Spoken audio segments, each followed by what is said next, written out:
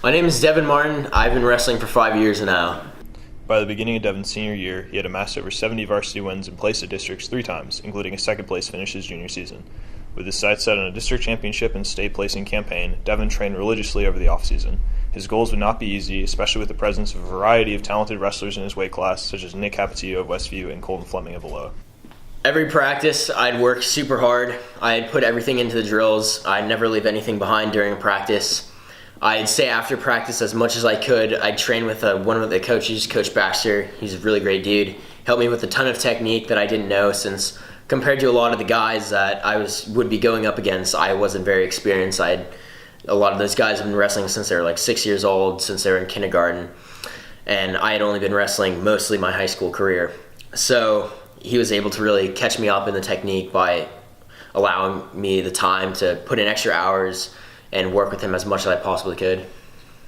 Beginning of the season was kind of rough. I went against 3 state champions, and that didn't go super great. But after that, I hunkered down and I pulled through, and I kept training as hard as I could. I said, this doesn't matter. Maybe I'll face them, maybe I won't, but I'm still gonna place a state. I definitely had some moments of doubt. I got injured about halfway through the season, and that took me out until districts.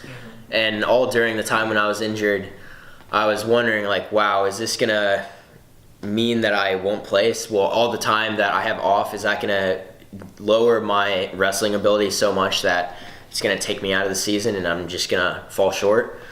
I was worried about that a lot, but once I came back, I just came in with as much fire as I possibly could, and trained even harder than I had before in the season. And then I just went ham at districts. When I went into districts, my goal was to win every single match. I saw the seeding, and I didn't get a good seed because I got injured. And because I was injured for so long, I had lost a bunch of wins that I could have had. And so they looked at me and they're like, oh, he doesn't have that many wins, so we're going to give him a lower seed. So they gave me the 4th seed. And that meant that I had to go up against the 1st seed, the guy that was supposed to beat me on paper. And so that put me in a really tough spot. So I knew that I had to just come out straight with fire and just put the hurt on anyone that came at me.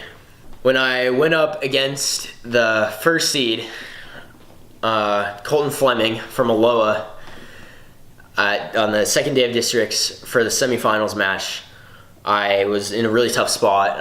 I knew that this match really mattered. If I wanted to get seeded at state, if I wanted to have an easier time placing at state, I knew that I had to win this match. And so I came into the match. I looked at him. I thought, I'm gonna beat this scrub. I don't care that he's supposed to be better than me. I'm going to beat him. And so I went in, and right off the bat, he took me down. And I was like, this doesn't matter. I'm still gonna come back for them, so I'm still gonna beat him. And so 2nd round, I'm still going. I'm tiring him out. 3rd round, I get the chance to reverse him. Then he breaks free, and I take him down again, and I end up tying with him. And so that takes us into overtime. And at this point, I'm like, I have this guy. I can break him mentally and physically. I can take him to his limit, and I will not stop because I want this match more than he does. And so finally, in the 3rd round of overtime, I beat him. I never regretted any of the effort that I put in wrestling. Wrestling was one of the most meaningful experiences of my life. It's taught me a ton of things about hard work, dedication, and all the work that I put in. I really got something out of it that's going to last forever.